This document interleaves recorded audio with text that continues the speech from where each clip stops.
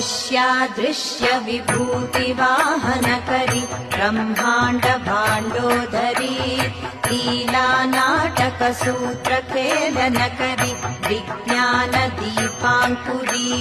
श्री विश्वेश मनः प्रसादनकरि काशीपुराधीश्वरी भिक्षां देहि कृपावलम्बनकरी मातान्नपूर्णेश्वरी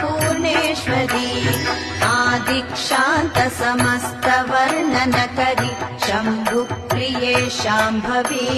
काश्मीरा त्रिपुरेश्वरी त्रिनयनी विश्वेश्वरी शर्वरी स्वर्गद्वार कवाट पाटनकरि काशीपुराधीश्वरी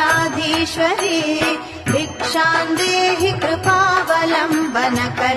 मातान्नपूर्णेश्वरी।